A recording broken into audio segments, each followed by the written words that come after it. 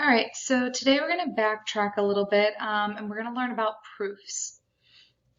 The reason I wait till now is because, to be honest, the stuff that we're about to go into is a lot of what you use proofs on, proving that two triangles are congruent, which is the stuff that we're about to move into.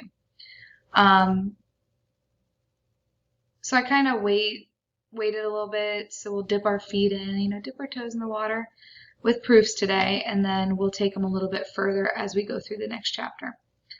So what's a proof? You've been doing proofs throughout algebra. They just haven't been called proofs. Whenever you, let's say you had x plus 4 equals 7. And I say, hey guys, what would you like me to do? And you say subtract 4 from both sides. You just use the subtraction property. Being able to subtract, in this case they say C, but being able to subtract something from both sides is the subtraction property. Being able to add something to both sides, multiply both sides by a number, divide both sides by a number. So those are all things you've used. You've also used substitution. You've used it in this class already. When you find out that x equals 3, and I have you plug it back in to find the length of AB, that's substituting it back in. Now, these three right here, you probably haven't heard yet. So this would be the new stuff. I know this looks overwhelming, but really just these three things are new. The reflexive property is what allows you to say, if you say, let's say we got 7 equals x plus 4. Let's say this is how it was set up. And we subtract 4 from both sides, and we got 3 equals x. Okay. Your symmetric property is what allows you to say, well, I don't like saying 3 equals x, I like saying x equals 3. That's an example of your symmetric property. So notice here they say a equals b, well, b equals a. 3 equals x, well, x equals 3. So symmetric just lets you flip-flop, if you will. Reflexive, notice here it says a equals a. And you might say that's kind of silly. Why would we want to say a equals a? We're going to use it. We're going to use it when we're trying to prove that two triangles are congruent. And you'll see that reflexive used. You probably won't see it used much today, as much as you will as we get on to our actual chapter. So the reflexive property will pop up. The way I remember it is when you look in a mirror, you see your reflection, you see yourself. So notice a equals a. Something equals itself. And then transitive, I always say cut out the middleman. So if a equals b and b equals c, then you can say a equals c, right? Cut out the middleman, if you will. And those are the three extra properties on top of what you already learned in algebra. So let's try them out. So we're going to solve each equation. We're going to write a justification for each step. So my first step, I'm going to add 3 to both sides. Now the difference with a proof is I don't want you actually showing me that. So we're just going to do it. So we have n over 6 over here, and we added 3 to both sides, and we got 13. We use the addition property. Now, I'm not going to write addition property of equality every time, but that's what it is. Here, this is divided by 6, so I'm going to multiply both sides by 6. And we get 1878, and we used multiplication. Property of equality.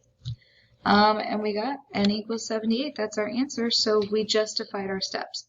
So really all you're doing in a proof is justifying why you did what you did. Moving on to the next one, I'm going to subtract x from both sides. Again, I'm not going to show it. I'm just going to do it. Subtract x from both sides. We use subtraction.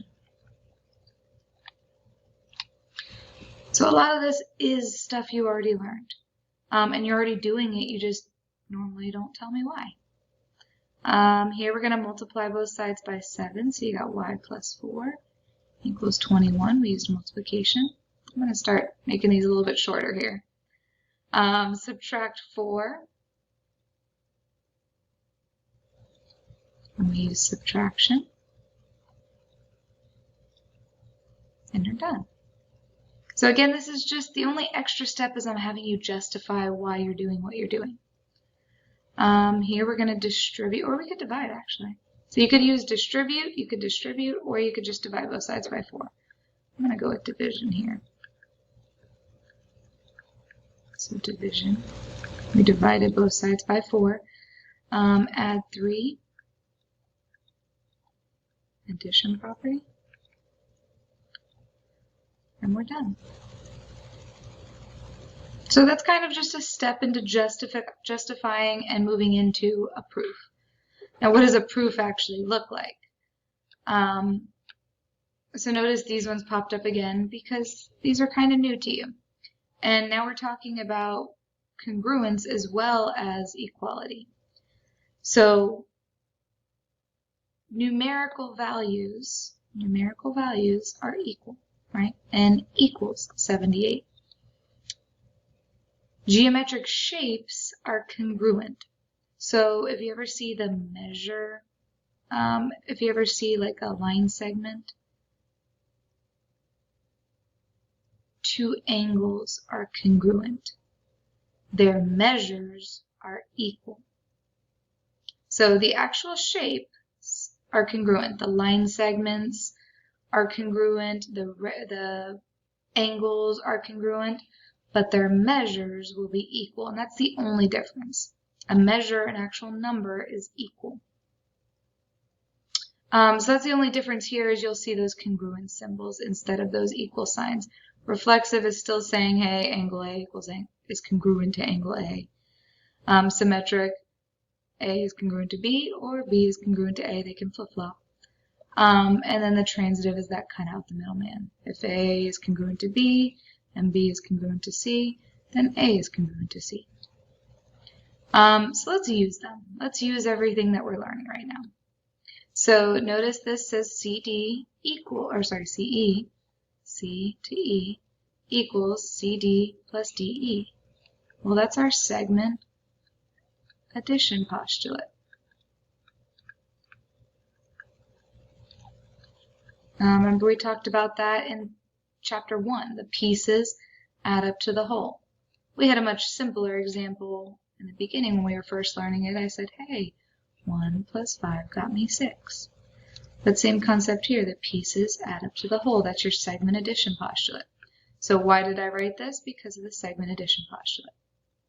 Now notice instead of CE, they put 6x. Instead of CD, they put 8. That's substitution. You're substituting in the actual values.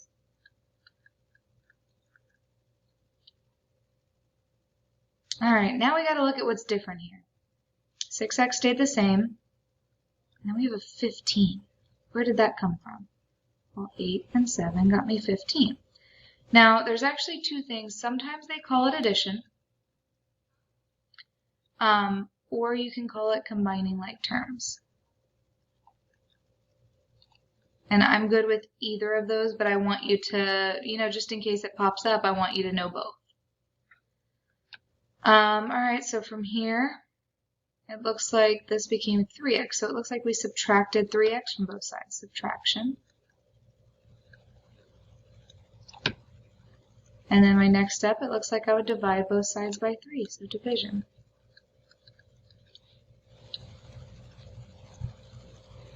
And we're done with the proof. We proved what we needed to prove. We needed to prove x was 5. All right, moving on. The measure of angles, so the measures of angles are equal. The measure of angle PQR equals PQS plus SQR. That's your angle addition postulate.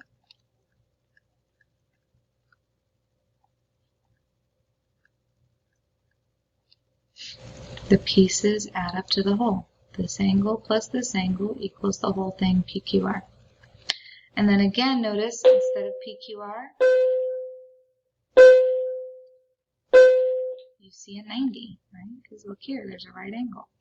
Instead of PQS, you see that 2x. So what are they doing? They're substituting.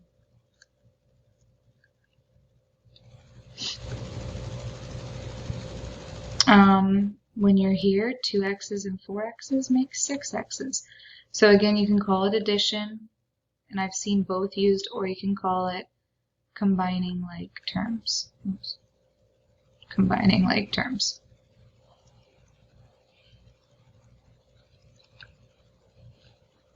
And so that's just my shorthand, combining like terms. All right, moving on. So from here, it looks like we would add 12 to both sides. So addition. And from here, it looks like we're going to divide both sides by 6, division. So I know you've already done this, and we're not doing anything super new. You've already done the steps. You wrote all this out before. You just never had to justify each step.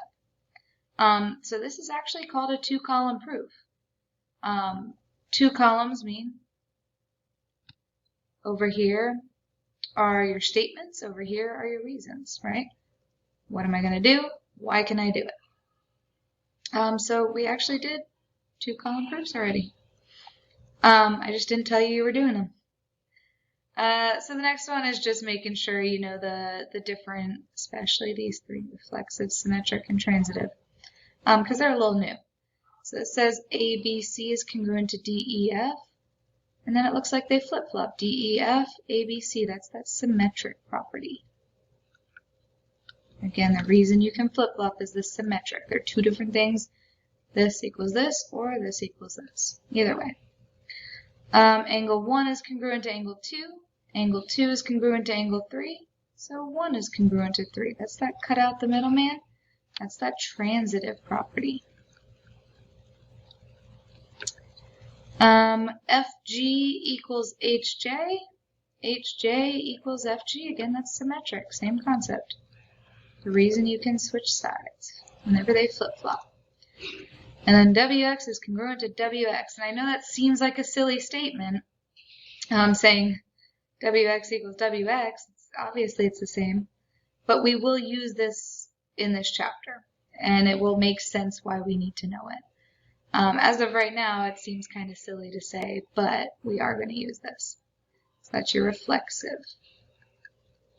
All right, when you look in a mirror, you see yourself, reflexive. All right, so that's it for your notes. I am going to come together as a class and go over a couple of geometric proofs, because these are pretty algebraic. But I want you to see some geometric, so I have some examples on that. And I will come back as soon as I'm done teaching in class.